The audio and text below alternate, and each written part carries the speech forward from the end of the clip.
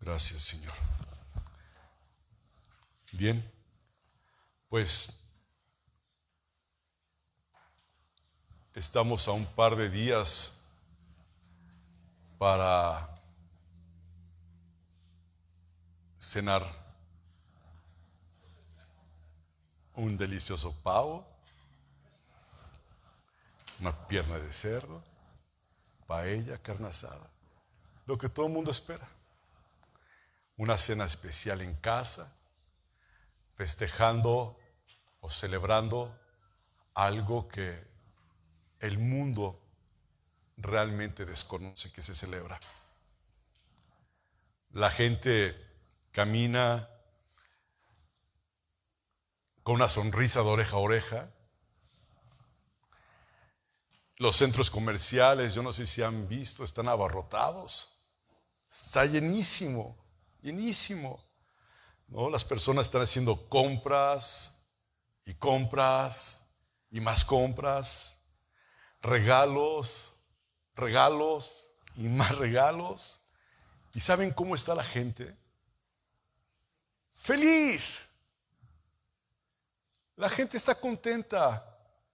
Está gastando a veces hasta lo que no tiene, ¿verdad?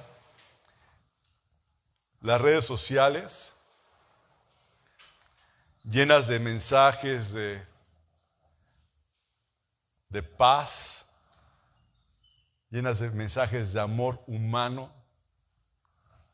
Los comerciales diciéndote que te reconcilies con tus padres, que vas a tener una noche magnífica, que va a ser inolvidable. ¿Cómo manejan la mercadotecnia el mundo entero en estas fechas? ¿Sí o no? Es un negociazo lo que se hace el mundo. Lo que hace el mundo es un negociazo, un negocio impresionante. Y toda esta serie de cosas, hermanos, revelan claramente cuál es el espíritu que reina en esta época del año. El mundo supuestamente está celebrando el nacimiento de Cristo. Y en esta época la mayoría de los hogares, hermanos, celebra algo que no conoce. Celebra algo que desconoce. El 25 de diciembre o el 24 de diciembre debería ser una fecha para recordar algo: la misericordia y el amor de Dios de enviar a su Hijo Jesucristo a la tierra. Ese debería ser realmente el hecho por el cual lo estamos celebrando. Celebramos un acontecimiento, no celebramos una fecha, celebramos un acontecimiento. Hoy día, hermanos, los niños se preocupan más por los juguetes que les van a regalar, los juguetes que van a recibir. Los comerciantes se afanan en hacer una y otra estrategia de ventas. Los amigos se reúnen para gozar del vino, para gozar del baile, fiestas de la época. Qué trágico. La mayoría de la gente está ocupada en todo menos en agradar a aquel que debería ocupar el lugar primordial y central, no solo en esta época, sino cada día de nuestra vida. Jesús es el único, hermanos, que debería ser honrado en estos días, y no solamente en estos días, sino siempre. Jesús es el único que debería ser honrado, pero sigue siendo despreciado. Sigue siendo despreciado. Y déjenme decirles que el espíritu navideño, hermanos, no es el Espíritu Santo, no es el Espíritu de Dios. La fecha del 25 de diciembre, hermanos, se encuentra su origen en el paganismo y no en el cristianismo. La Biblia no dice cuándo nació Jesús. Nos marca cuándo Él murió para que celebremos su muerte. Porque a causa de su muerte tenemos vida y vida eterna y vida en abundancia. Solamente a través de Él. Y quiero compartir, hermanos, no hoy el tema de la Saturnalia, pero sí quiero compartir con ustedes una profecía una profecía que viene en el Antiguo Testamento que marca a Belén de una forma tremenda. La enseñanza de hoy, hermanos, la titulé Belén Efrata. Quiero que me acompañe al Miqueas, libro del profeta Miqueas, capítulo 5. Esta profecía, hermano, nos ayuda a entender la verdadera esencia del evento que estamos celebrando en estos días. Miqueas, capítulo 5.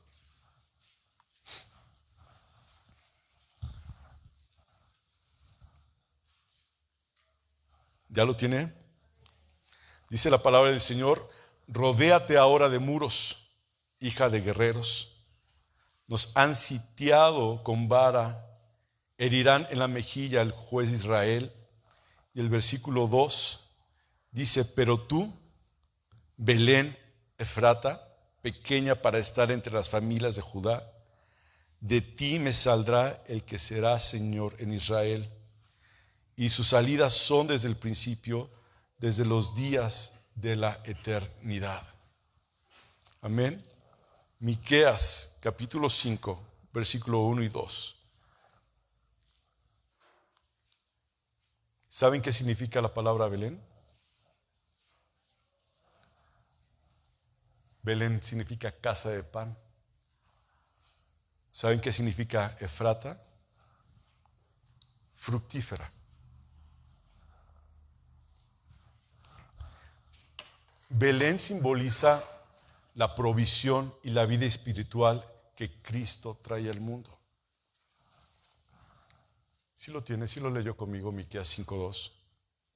Diciendo: pero tú, Belén Efrata, pequeña para estar entre las familias de Judá, de ti me saldrá el que será el Señor de Israel, y sus salidas son desde el principio, desde los días de la eternidad.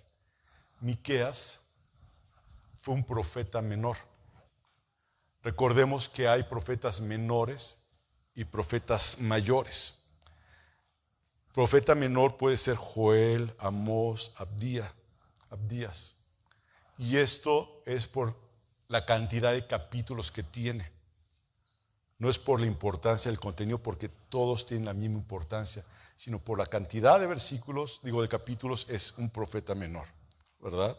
Nada más se lo recuerdo, yo sé que usted ya lo sabía, pero Miqueas, hermano, estuvo aproximadamente en el siglo VIII profetizando, y es contemporáneo de Isaías, es contemporáneo de Oseas, es contemporáneo de Amós. Y Miqueas, la profecía de Miqueas fue denunciar los pecados que había en el pueblo y anunció el juicio. Pero hay algo que en mi corazón el día de hoy comparte con ustedes. Proclamó la esperanza de una redención futura, y lo vemos aquí en Miqueas capítulo 5 versículo 2. Es decir, hermanos, Miqueas estaba anunciando dónde iban a ser el Rey de Reyes y Señor de Señores. Miqueas lo estaba diciendo, y esto iba a ser para salvación de su pueblo. Y lo vemos nuevamente, y si usted lo lee, y lo vamos a leer detenidamente nuevamente, dice: pero tú, Belén Efrata, pequeña para estar entre las familias de Judá, de ti me saldrá el que será Señor en Israel. Hermanos, el tiempo de Miqueas fue una época de declive espiritual. Miqueas estuvo ministrando durante un periodo complicado, muy difícil en la historia de Israel. Y recordando lo que significa la palabra Mesías en hebreo, ¿se acuerdan qué significa? Ungido. Y la palabra Cristo en griego, ¿qué significa? Ungido. Y seguramente ustedes recuerdan, hermanos, que alrededor del nacimiento de Cristo llegaron unos magos. Lo acabamos de leer antes de iniciar el servicio en Mateo capítulo 2. Llegaron unos magos y llegaron preguntando: ¿dónde está el rey de los judíos que ha nacido? Yo no sé si recuerdan la historia de Herodes, pero Herodes era un hombre paranoico. ¿Sí se acuerdan? Herodes era un hombre que estaba enfermo de poder. Estaba tan enfermo de poder que cuando se enteró que uno de sus hijos lo iba ya a suceder en el trono, mandó a matar a su hijo. Es lo que dice la historia. Era un hombre enfermo de poder. Ahora usted se puede imaginar que habrá pensado en el momento en que llegaron los magos y le dijeron: ¿dónde está el rey de los judíos? ¿Cómo se habrá puesto por dentro? ¿Qué habrá pensado en ese momento este hombre? Imagínense ustedes la molestia, el coraje, cuando dijeron: ¿dónde está el rey de los judíos? La Biblia no habla de cuántos eran los magos. No dice que eran 3, no dice que eran 6, no dice que eran... No sabemos. No sabemos. ¿Sí? No eran Melchor, ni Gaspar, ni ¿cómo se llama? Baltasar. ¿Sí? No quería decirlo, pero se me salió, ¿verdad? No era ni malhechor, ni va a gastar, ni va a saltar, ¿verdad? No era ninguno de ellos, ¿verdad? La Biblia no habla de sus nombres. Sin embargo, la Biblia dice que venían del oriente, porque una estrella habían visto. Y ellos venían con un propósito de adorar a Dios. Era una comisión, hermanos, de hombres sabios que llegan preguntando: ¿dónde está el rey de los judíos? Porque ha nacido. Porque ya nació. Y Herodes llamó inmediatamente a llamar a quienes, a su gente, ¿verdad? A la gente que estaba rodeada. A ver, ¿y ustedes qué saben? ¿Por qué no me han dicho nada? Y esa gente que trabajaba con Herodes le dijo a Herodes: sí, ciertamente la profecía dice que nacería en Belén. Pero ¿por qué no le decían a Herodes esto? Tal vez porque tenían miedo a que los mandara a matar también. Pero ya estaba escrito en la profecía de Miqueas. Miqueas capítulo 5 versículo 2 lo dice, que en ese lugar de Belén, un lugar pequeño, un lugar insignificante, iba a nacer el Rey de Reyes y Señor de Señores. Y al mismo tiempo el contemporáneo de Miqueas, que es Isaías, profetizó lo mismo. Dijo: he aquí que una virgen concebirá y dará a luz un hijo, y su nombre será Emmanuel, Dios con nosotros. La profecía, la palabra de Dios estaba puesta y ya era el tiempo. Ya era el tiempo. Herodes se mandó a llamar a los estudiosos, ¿verdad? Y no había ninguna duda de que el Mesías nacería en Belén. Esta profecía fue anunciada 700 años antes de su nacimiento. Ahora, yo les preguntaría: ¿por qué Dios eligió el poblado de Belén para que naciera ahí el Mesías? ¿Por qué Belén? ¿Por qué no Jerusalén? ¿Por qué no otro lugar?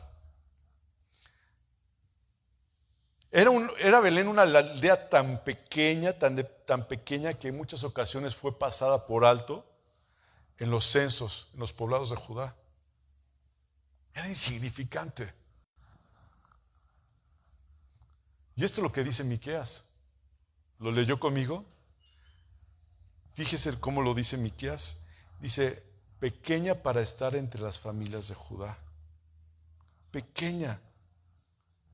Por lo menos, hermanos, Jesús pudo haber nacido en una ciudad grande, como lo acabo de mencionar, en la ciudad más importante de Israel, que era Jerusalén, pero Dios escogió algo pequeño, algo insignificante, una aldea pequeñísima, y dentro de esa aldea nació Jesús en un establo, en un lugar indeseable, oliendo a animal, oliendo a tal vez a suciedad animal.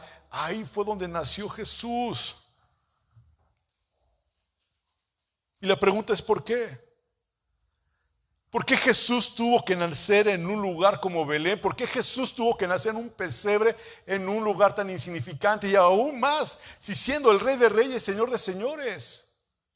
La gente en nuestros tiempos, en nuestro país, ustedes conocen, Latinoamérica, pone un nacimiento. Y ahí ponen el nacimiento y ponen a Jesús en el pesebre y ponen animales alrededor, pero realmente no saben qué es lo que está diciéndonos Dios atrás de todo eso. Hay un mensaje especial para nuestras vidas del nacimiento de Jesús. Hay algo hermoso detrás de esto, hermanos. Y quisiera decir yo, probablemente una de las razones es de que siempre hace las cosas Dios de tal forma de que su gloria sea exaltada, de que la soberbia del hombre sea humillada. Porque ¿quién no es soberbio? Díganme aquí, ¿quién no es soberbio? A veces somos muy soberbios, ¿sí o no? Somos soberbios.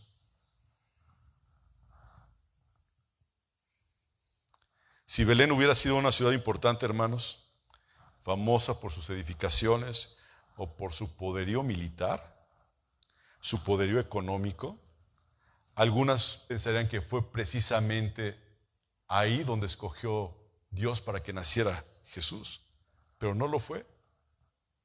Dios nos enseña a no poner nuestros ojos en la grandeza humana. ¿Sí se dan cuenta de esto?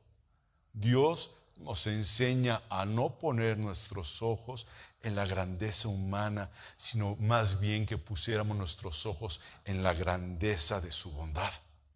Es donde tenemos que poner nuestros ojos, en la grandeza de su misericordia, al derramar su favor sobre personas que no lo merecemos, como usted y como yo, personas que somos indignas totalmente de Dios.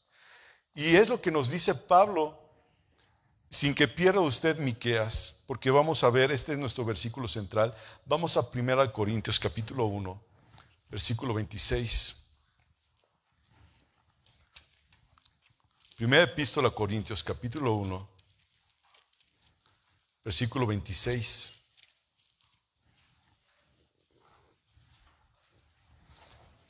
Dice la palabra del Señor: pues mirad, hermanos, vuestra vocación, que no sois muchos sabios según la carne, ni muchos poderosos, ni muchos nobles, sino que lo necio del mundo escogió Dios para avergonzar a los sabios, y lo débil del mundo escogió Dios para avergonzar a lo fuerte. Lo vil del mundo y lo menospreciado escogió Dios, y lo que no es, para deshacer lo que es, a fin de que nadie se jacte en su presencia.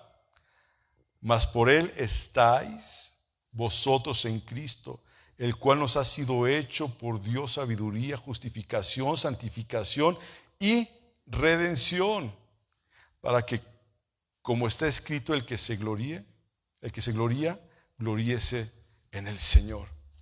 Los creyentes, hermanos, en la iglesia de Corinto estaban divididos entre sí.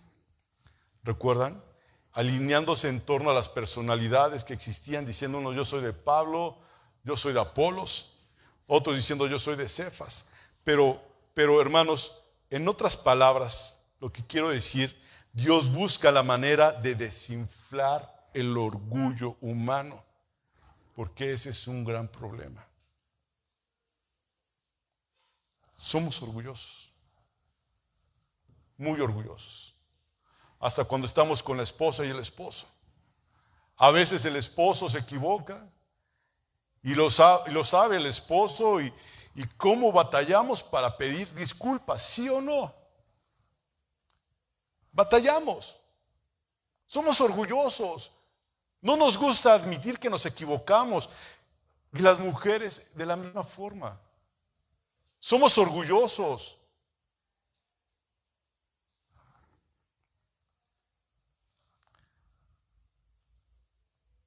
Dice aquí lo que acabamos de leer en Corintios: no hay nada bueno en nosotros.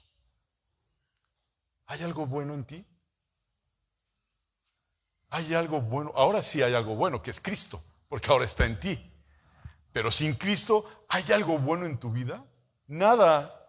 Nada. La Biblia nos enseña que Dios nos creó para su gloria. La Biblia nos enseña, hermanos, que nosotros gozaremos en Dios por siempre. Pero lamentablemente el hombre no permaneció en su condición original y el hombre se rebeló en contra de su creador. Existe una rebeldía dentro del hombre. La rebeldía del hombre, hermano, trajo consigo una serie de consecuencias terribles para la raza humana. El hombre se convirtió en enemigo de Dios. Y el hombre mismo se ha convertido en un peligro a sus semejantes. Es increíble escuchar las estadísticas que menciona el radio aquí en México, en la estación 94.7, yo no sé si la escuchen ustedes, Imagen, en las mañanas con este locutor, se me olvidó su nombre, Pascal Beltrán del Río, dice, este fin de semana hubo 600 muertos.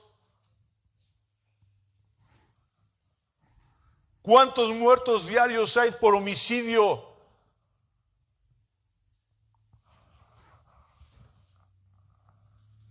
Hay muchos. El mismo hombre matando al hombre. Está la guerra allá en Asia. Nos asustamos, vemos y pensamos en los tiempos, hermanos, pero como lo he comentado, ¿cuántas veces hay guerra dentro de nuestras propias casas? Y nosotros mismos nos matamos con la lengua, con nuestros hechos, con nuestro comportamiento, con lo que decimos al esposo, a la esposa, a los hijos, a los padres. A veces hay una guerra interna y no nos damos cuenta. Vemos mejor lo de afuera porque no nos conviene verlo de adentro.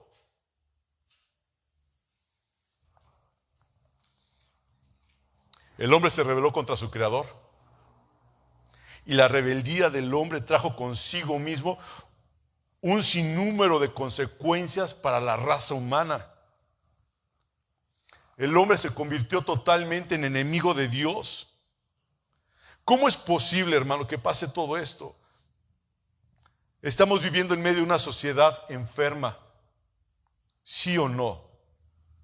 Estamos viviendo en medio de una sociedad enferma. El hombre está enfermo, tal y como lo dice su palabra. Y ustedes conocen ese versículo que a mí me impacta, que te da una radiografía de la condición del hombre el día de hoy.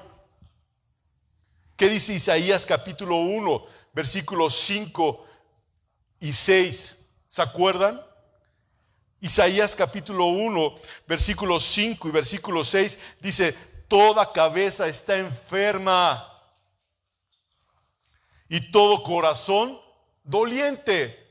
No dice esa cabeza, aquella cabeza, dice toda cabeza está enferma, todo corazón está doliente. Y están enfermos ¿de dónde a dónde? Dice versículo 6, desde la planta del pie hasta la cabeza no hay en él cosa sana. Esa es la radiografía del hombre. No hay cosa sana en nosotros, dice la palabra, sino hay herida, hinchazón, podrida llaga, y no están curadas, ni vendadas, ni suavizadas. Esa es la condición trágica del hombre. El pecado, la maldad. No podemos encontrar ninguna solución, hermanos, a este problema que está viviendo nuestra sociedad actualmente, donde ya nadie puede salir a la calle tranquilo. Yo le digo a mis hijas, ten cuidado cuando sales a la calle. Agarra bien tu mochila, agarra bien tu bolsa. Y si te dicen, dame la bolsa, dame la mochila, no te pongas al tú por tú, entrégalo.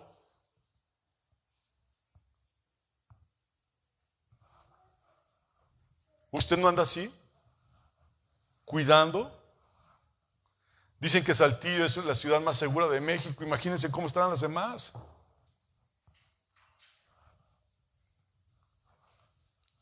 Me gusta Saltillo. Amo Saltillo. En serio. Porque aquí en Saltillo han pasado muchas cosas en nuestras vidas. La más hermosa, y no es haber conocido a mi esposa, perdón, chaparra, pero no es así.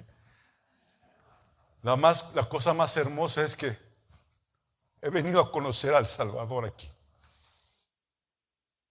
Es lo mejor que me ha pasado estar en Saltillo,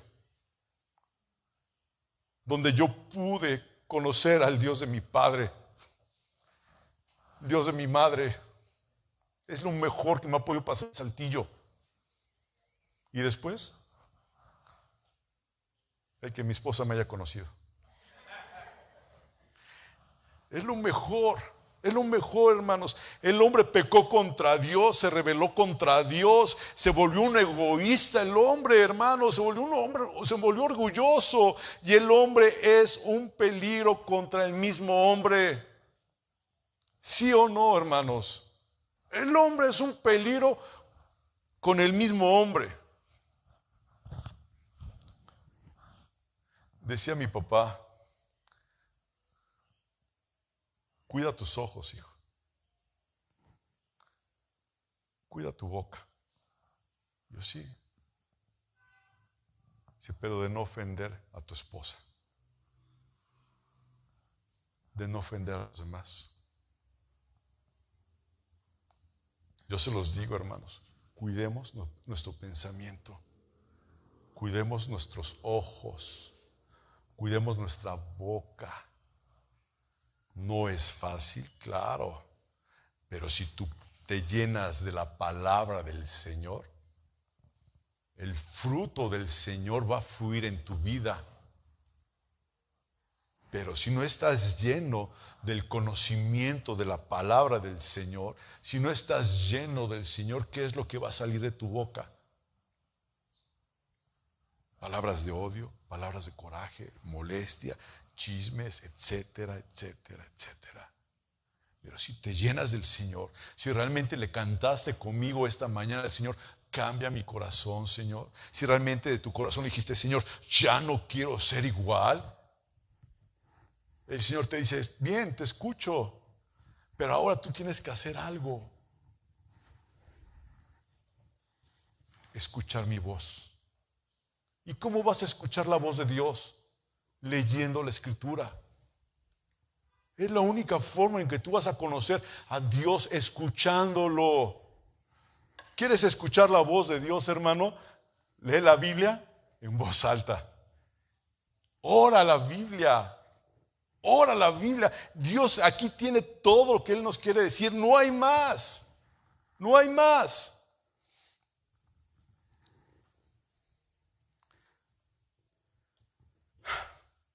Dice,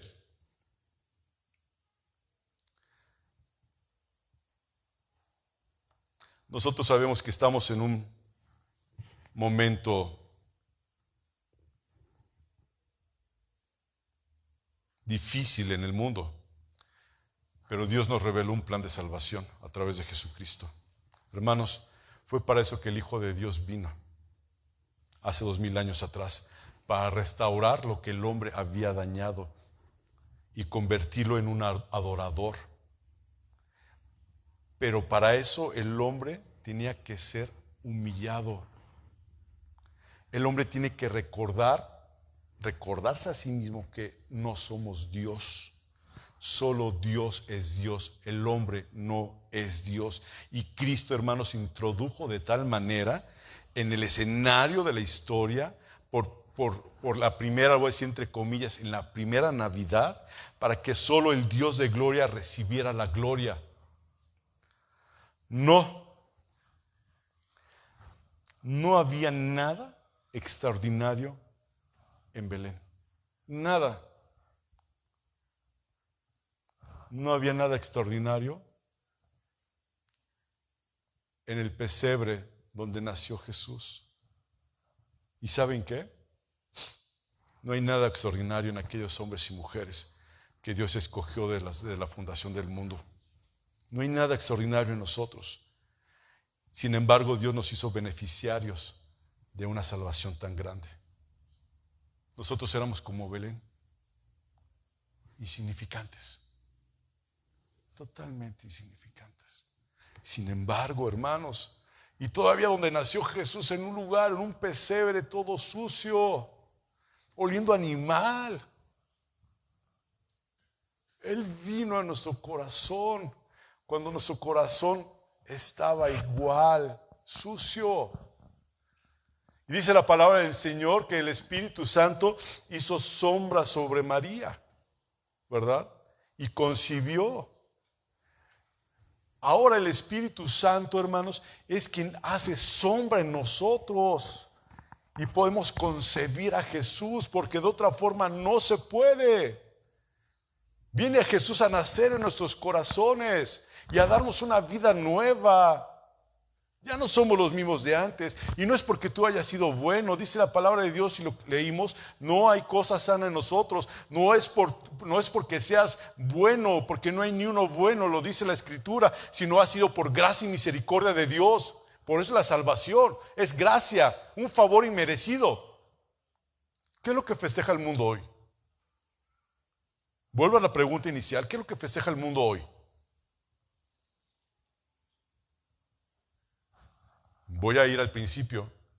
La gente está feliz en este tiempo porque tiene su aguinaldo, su bono de Navidad, se va a juntar con sus amistades que no ha visto y se abrazan, se piden perdón y te prometo que el próximo año voy a ser mejor y ya no voy a hacer esto y ya no voy a hacer el otro, bla, bla, bla, bla, bla, bla. Festejan algo que no saben, que no conocen. Es tiempo, hermanos, para meditar realmente que hace más de 2000 años Dios envió a su Hijo Jesús con un propósito. Él es el único que ha podido cumplir la ley. Y a través de Él es que nosotros tenemos salvación, redención y vida eterna. Nadie más, solamente a través de Él.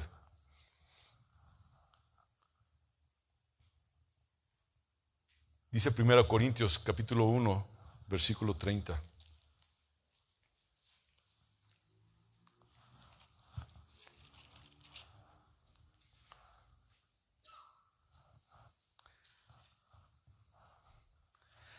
Mas por Él estáis vosotros en Cristo Jesús, el cual nos ha sido hecho por Dios sabiduría, justificación, santificación y redención.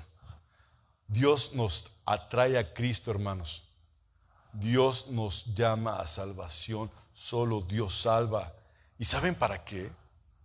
Para que, como está escrito, el que se gloría, gloríese en el Señor. Tal vez Cristo nació en Belén, hermanos. También, véanlo, para demostrar su carácter en su obra. Él no vino para ser servido. Él vino para servir. Él vino a tomar el lugar de los pecadores, culpables que no merecen un palacio, sino que merecen el peor de los castigos, merecen el peor de las muertes. Cristo vino a tomar nuestro lugar. Cuando Jesús fue crucificado en la cruz, dice la palabra del Señor que antes de ser crucificado, Él fue latigueado, fue escupido, le arrancaron la barba, fue humillado porque totalmente fue desnudado. No es como lo vemos en las pinturas o en las supuestas, entre comillas, supuestas obras de arte, donde está Jesús crucificado como con un calzón.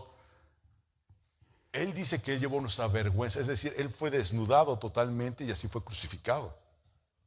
¿Sí? Pero hay algo importante, hermanos, en todo esto. ¿Sí? Dice la Biblia que Él ya sabía que iba a pasar por eso. Pero dice que la ira de Dios fue descargada sobre Jesucristo. No estoy hablando de los golpes, sino la misma ira de Dios fue descargada en Jesucristo por nosotros. Por nosotros. Por ti, por mí. Él vino a tomar nuestro lugar, hermano. ¿Y qué es lo que usted y yo merecíamos? Usted y yo merecíamos la muerte, es lo único que merecemos. La muerte eterna. Es lo que merecemos. Cristo nació en una aldea tan pequeña y tan insignificante, hermanos, porque Él vino en nuestra representación, porque así éramos nosotros, éramos tan pequeños e insignificantes, que así Él vino a nuestra vida. Y antes de ser exaltado, era necesario que Cristo fuera humillado. Y esta enseñanza que da Pablo en Filipenses capítulo 2, versículo 5, hermanos. Filipenses capítulo 2, versículo del 5 al 11, dice: haya pues en vosotros este sentir que hubo también en Cristo Jesús. Vean lo maravilloso de este versículo 6, el cual siendo en forma de Dios, no escatimó el ser igual a Dios como cosa a que aferrarse. O sea, no se aferró.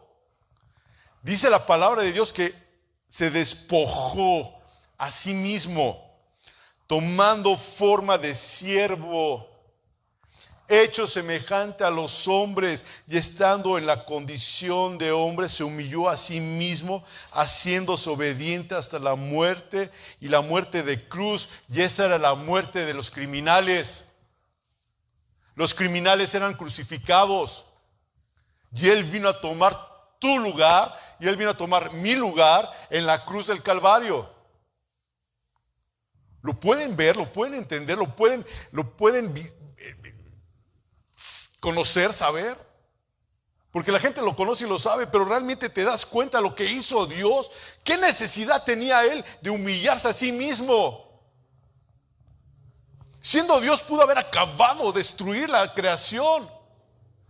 Pero sin embargo, como dice su palabra, estamos predestinados. Desde antes de la fundación del mundo, Dios ya sabía lo que iba a suceder, lo que iba a acontecer. A Dios no se le sale nada de las manos. Dios tiene control absolutamente de todo, y Él sabía lo que estaba pasando, lo que iba a suceder, que se iba a humillar a sí mismo, iba a tomar la forma de siervo, iba a ser semejante a los hombres, y estando en condición de hombre se humilló a sí mismo, haciéndose obediente hasta la muerte. Y la peor de las muertes, la muerte de un criminal, porque tú y yo éramos criminales delante de la ley de Dios. Es lo que éramos. Cristo se humilló hasta lo sumo y fue exaltado hasta lo sumo, dice Pablo. Primero la humillación y luego la exaltación. Esto lo profetizó Miqueas 700 años antes, el lugar en que Cristo habría de nacer, pero también profetizó en Miqueas 5:2 la grandeza de su reino. Dice Miqueas 5:2, que es nuestro versículo central: pero tú, Belén Efrata, pequeña para estar entre las familias de Judá, de ti me saldrá el que será Señor en Israel. Me gustaría mucho que lo leyeran conmigo con sus ojos, no en voz alta, léanlo conmigo. ¿Ya lo tienen todos? Quiero que lo leamos, y como les he dicho, tenemos que aprender a leer lo que dice la Escritura. Conocer las palabras. Ya lo tiene Miqueas 5:2. Dice: pero tú, Belén Efrata, pequeña para estar entre las familias de Judá. Y luego, ¿qué dice? De ti de ti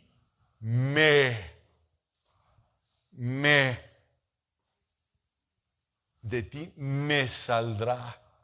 No dice de ti saldrá. Dice: de ti me saldrá el que será Señor en Israel. Es obvio que el Mesías prometido, hermanos, viene en calidad de gobernante. De ti me saldrá el que será Señor en Israel. Así lo dice este texto. Lo que no es tan obvio en el texto, hermanos, es que Él no viene a gobernar en su propio nombre. La Biblia no hay ninguna palabra de más. La Biblia entera está inspirada por Dios. Por eso dice aquí, y lo vuelvo a leer, hermanos, Dice, pero tú, Belén Efrata, pequeña para estar entre las familias de Judá, de ti me saldrá el que será Señor en Israel. De ti me saldrá. ¿Sí lo leen ahí conmigo? De ti me saldrá. En otras palabras, hermano, está diciendo que nacerá en, ese que nacerá en ti viene de parte de mí. ¿Me explico?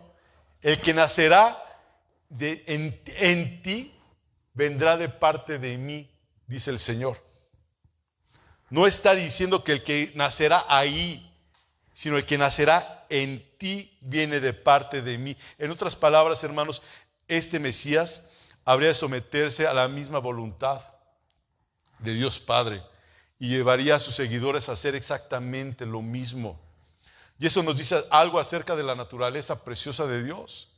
El gobierno de Cristo, hermanos, también nos habla aquí, vino a implantar en el mundo algo precioso. Esto es algo que Cristo repetía una y otra vez. En el Evangelio de Juan, capítulo 34, dice, mi comida es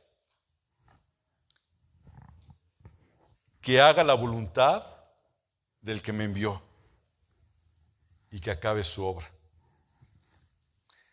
Que yo haga lo que Dios quiere, no lo que tú quieres. Y luego en el mismo Evangelio, en Juan capítulo 5, versículo 30, dice la palabra del Señor, no puedo yo hacer nada por mí mismo. Según oigo, así lo juzgo. Y mi juicio es justo, porque no busco mi voluntad, sino la voluntad del que me envió, la del Padre. Juan 7, 16 dice, mi doctrina no es mía, sino de aquel que me envió. Y eso fue lo que los judíos perdieron de vista cuando Cristo vino al mundo hace más de 2000 años. Eso fue lo que perdieron de vista. ¿Qué estaban esperando ellos? Ellos estaban esperando un rey que entrara en un corcel, en un caballo blanco, ¿verdad? Poderoso, que derrotara a todos los enemigos de Israel. Es lo que la gente estaba esperando. Pero Cristo vino más bien a hacer posible que los hombres y las mujeres que estaban en rebeldía contra Dios se arrepintieran de su rebeldía y se sometieran voluntariamente al gobierno de Dios. Es lo que estaba haciendo Él. Eso fue lo que Cristo vino a hacer. En Juan 18, 33, 37, no lo busque, pero les voy a recordar que es cuando Jesús estaba siendo interrogado por Pilato. Cristo le dijo, Pilato, mi reino no es de este mundo. ¿Se acuerdan? Mi reino no es como tú crees que es, como tú lo tienes en tu mente. Mi reino no es ese. Mi reino es fuera de este mundo. Si fuera mi reino de este mundo, yo habría reclutado soldados. Eso no lo dice, pero lo da a entender. Yo hubiera reclutado soldados. Pero él, ¿qué fue lo que reclutó? Discípulos. Discípulos. Y Pilato le pregunta, ¿eres tú rey? ¿Qué respondió Jesús? Tú dices que yo soy rey. Yo para esto he nacido y para esto he venido al mundo, para ser rey.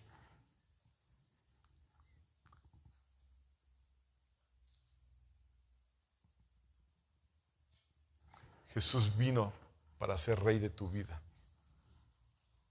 y ser rey de mi vida. Pero si Él es nuestro rey, ¿dónde está su gloria? ¿Dónde está su honra? ¿Le das gloria y honra al Señor? ¿O sigues siendo tú el rey de tu misma vida? ¿No? Como canta aquí la gente, con dinero y sin dinero. Yo hago lo que quiero y sigo siendo el rey. Hago lo que se me pegue la gana. ¿No? pero realmente Él es el que debe ser nuestro rey. Tú tienes que bajarte del trono de tu corazón, de tu mente, de tu propio yo, para dejar que Él sea el rey y gobierne el rey tu vida. Y cuando tú permites que el rey gobierne tu vida, las cosas cambian. Porque vas a saber que todo es por Él y para Él. Y de Él es la gloria y de Él es la alabanza. De nadie más. Pero si tú sigues haciendo lo que tú quieres, lo que a ti te viene en mente, sigues siendo tú el rey de ti mismo. ¿Y sabes qué tenemos que hacer? Despojarnos y decirle: Señor, sé tú mi rey, sé tú mi Señor.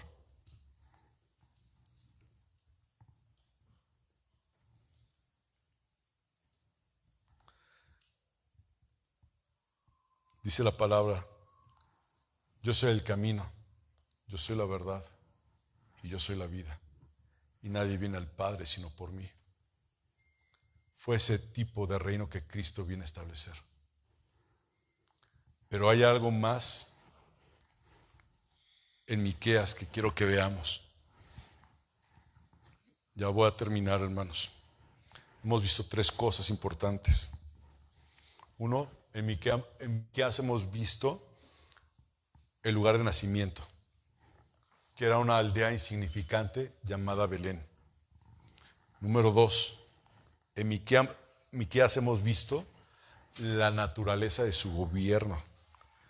Él vino a hacer que los hombres se sometieran a su voluntad.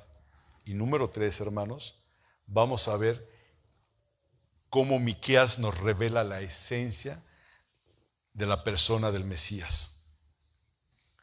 Veamos nuevamente Miqueas 5, versículo 2. Pero tú, Belén, Efrata, pequeña para estar entre las familias de Judá, de ti me saldrá el que será Señor en Israel, y sus salidas son desde el principio, desde los días de la eternidad. Lean esta última parte donde dice: sus salidas son desde el principio, desde los días de la eternidad. El nacimiento de todo ser marca un inicio de una nueva vida. ¿Están de acuerdo? El nacimiento de todo ser marca el inicio de una nueva vida. Nace un bebé, es una nueva vida, ¿verdad? Antes de que tú nacieras, ¿tú existías? No. Hasta que naces, existes. Tú comenzaste a existir cuando fuiste engendrado. Pero lo que Miqueas está diciendo aquí, hermanos, es que este gobernante que habría de nacer en Belén, en realidad era eterno. Este gobernante que habría de nacer como un bebé en Belén era eterno. ¿Y cómo puede nacer una persona que siempre ha existido? Yo creo que Miqueas, cuando lo escribió, también se preguntó lo mismo: ¿y cómo es esto posible? Y esto me lleva a recordar lo que dice la epístola de Primera de Pedro, capítulo 1, versículo 10 al 12. Si lo quieren buscar conmigo. Los profetas escribían lo que Dios les decía. ¿Es correcto? ¿Los profetas escribían lo que ellos querían? No. Los profetas escribían tal y como Dios les decía las cosas. Tal vez escribían cosas que ni ellos mismos entendían, pero por orden, por mandato de Dios, dirigidos por el Espíritu Santo, escribieron lo que Dios les decía que escribieran. Fueron obedientes. Vean lo que dice 1 de Pedro, capítulo 1, versículo del 10 al 12. Dice: los profetas que profetizaron de la gracia destinada a vosotros. ¿Cuál es la gracia destinada a nosotros? Cristo. Los profetas que profetizaron de la gracia destinada a vosotros inquirieron y diligentemente indagaron acerca de esta salvación, escudriñando qué persona y qué tiempo indicaba el Espíritu de Cristo que estaba en ellos, el cual anunciaba de antemano los sufrimientos de Cristo y las glorias que vendrían tras ellos. A esto se les reveló que no para sí mismos, sino para nosotros administraban las cosas que ahora son anunciadas por los que os han predicado el Evangelio del Espíritu Santo enviado del cielo, cosas las cuales anhelan mirar los ángeles. Eran cosas que ni los mismos profetas entendían. No lo entendían, pero sabían y confiaban en Dios de que algo iba a acontecer, de que algo iba a venir, y sin embargo lo escribieron.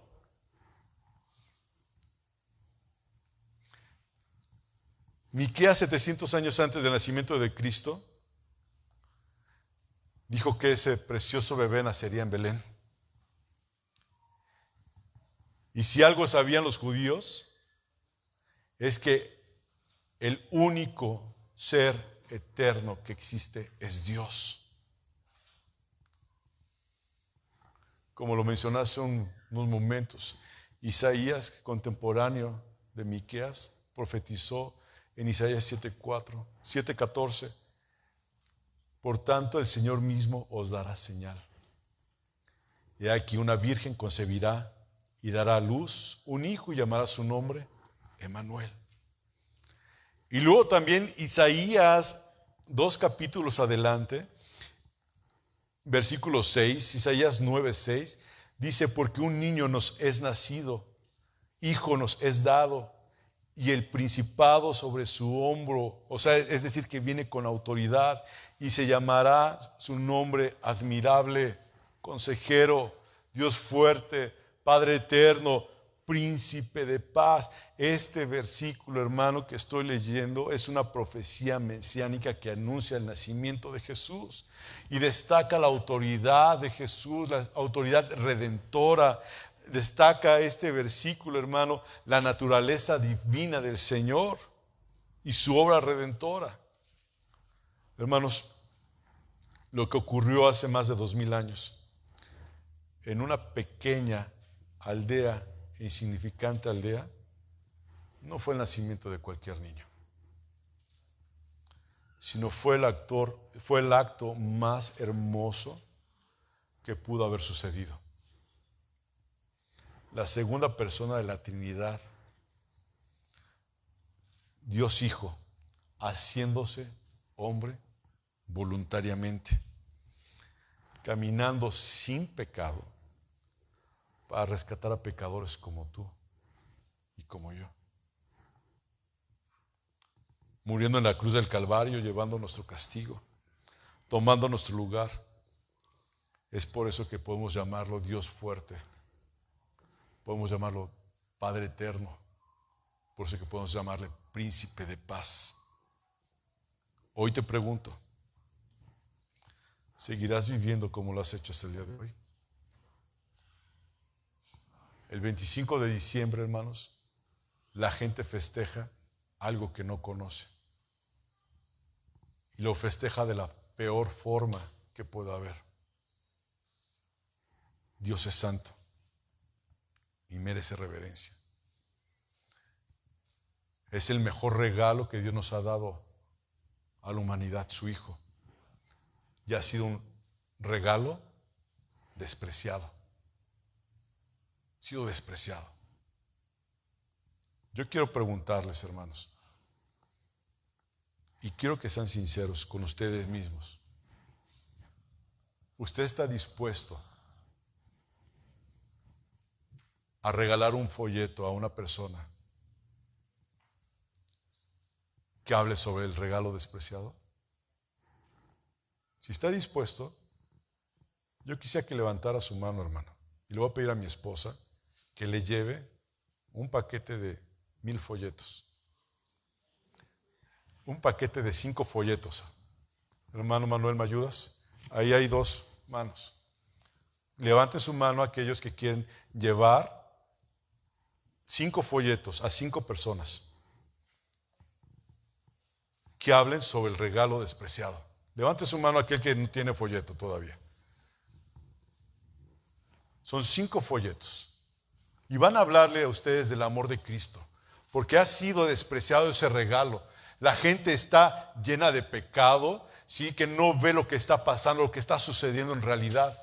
Cristo vino para darnos vida y vida en abundancia, hermano. ¿Cuántas muertes hay en estos días a causa del vino, a causa del alcohol de la gente, a causa de las posadas? ¿Cuántas cosas hay? ¿Ustedes creen que Dios quiere eso? Sin embargo, el pecado, hermanos, está ahí. ¿Y qué estamos haciendo con nosotros? ¿Acaso nada más vemos las noticias? Tenemos que hablarle a la gente de cuál es el motivo, cuál es la razón de esta celebración que no viene en la Biblia. Sin embargo, el mundo celebra. Porque lo único que nos dice el Señor que celebremos es su muerte. El único que nos dice el Señor que celebremos, porque a causa de su muerte tenemos vida. Porque a causa de su muerte, hermanos, podemos entrar al reino de los cielos. Porque a causa de Él, a causa de ese amor eterno, queridos hermanos, es que nosotros somos redimidos y tenemos una nueva vida en Cristo. Pero ese Dios eterno, la segunda persona de la Trinidad, dice la palabra, se humilló a sí mismo, ¿verdad? Tomó forma de siervo y tomó nuestro lugar. Él tomó nuestro lugar. Yo creo que este 24 de diciembre que te juntes con tu familia a cenar, a convivir con ellos, lejos de tener música y lejos de tener baile y demás, hermanos, yo creo que es un momento para decirle, Señor, gracias por haber venido, por haber tomado forma de siervo, por haberte anonadado. Porque lo que somos nosotros, somos nada. Él se anonadó por amor a sí mismo. Y tomó esa forma de siervo y a nosotros, hermanos, nos vino a dar vida eterna. Y yo le doy gracias a Dios por la vida eterna que nos ha dado en Jesús. No sigamos despreciando ese regalo precioso. No sigamos ignorando. No más, hermano. No más. Comparte las nuevas del Evangelio a la demás gente. Háblales del amor de Cristo, de la bondad de Cristo, pero también recuérdales que dice la palabra de Dios que la ira de Dios está sobre el pecador.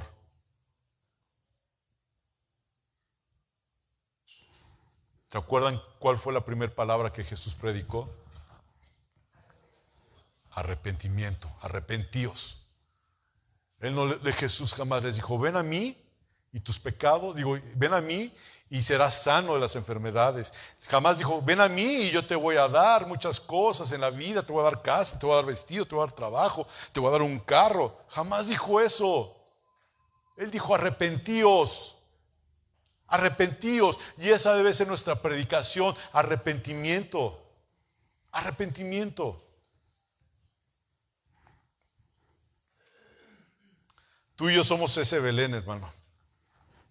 Pequeños, insignificantes. Y Dios tuvo misericordia de nosotros. Como lo comenté, Él al venir a hacer sombra con su Espíritu Santo sobre nosotros, para que su Hijo naciera en nuestros corazones. Celebramos un hecho, hermanos, no una fecha. No despreciemos el mejor regalo que podemos recibir, la salvación que Jesucristo nos da. Oremos, hermanos. Padre, delante de ti, Señor, estamos reunidos en esta tarde, Señor. Padre, para darte honra, gloria y alabanza, Señor. Con reverencia nos ponemos delante de ti, Señor. Venimos delante de ti con reverencia, Señor. Darte gracias por haber venido, Jesús. Señor, el mundo festeja algo que no entiende. Señor, ¿realmente nosotros lo entendemos? Señor, revélanos tu gloria, Señor. Padre, eso tan tremendo que hiciste de anonadarte, Señor, hacerte nada y tomar forma de siervo, Señor.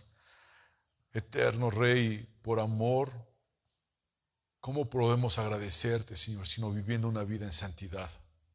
Ayúdanos, entendiendo que sin santidad nadie te verá, Señor. entendiendo que tu palabra dice, sed santos porque yo soy santo. Señor, ayúdanos a ser pregoneros de tu palabra. Enséñanos a predicar tu palabra con denuedo, Señor. Enséñanos a vivir tu palabra, bendito Padre Celestial. Te lo ruego en el nombre de Jesucristo, Dios, que tu palabra, Señor, que fue dada en esta tarde, Santo Dios, Padre, realmente, Padre, haya hecho mella en nuestros corazones, Señor mío. Padre, Santo Dios, nos haya hecho reaccionar, Dios, de la pasividad que a veces vivimos como cristianos. Ayúdanos, Señor. Si es que nos vamos a juntar con nuestra familia, Dios, que podamos levantar nuestra voz y decirles cuál es el verdadero motivo que se está festejando, Señor, que el mundo festeja, Dios. La gente festeja a un hombre vestido de rojo, Santa Claus, Señor. La gente festeja muchas cosas, cuando realmente, Señor mío, Padre Dios, eres tú el que lleva la honra y la gloria, Señor. Nadie más. Ayúdanos a hablar con nuestros hijos, con nuestros seres queridos, Señor, y decirles la verdad. Porque tu misma palabra lo dice, y conoceréis la verdad, y la verdad os hará libres. Te lo ruego en el nombre de Jesús, Señor. Vamos a partir de este lugar, ve con cada uno de nosotros, Señor, que tu gracia, tu misericordia y la participación de tu Santo Espíritu, Padre, quede con cada uno de nosotros. En el nombre de Jesucristo. Amén.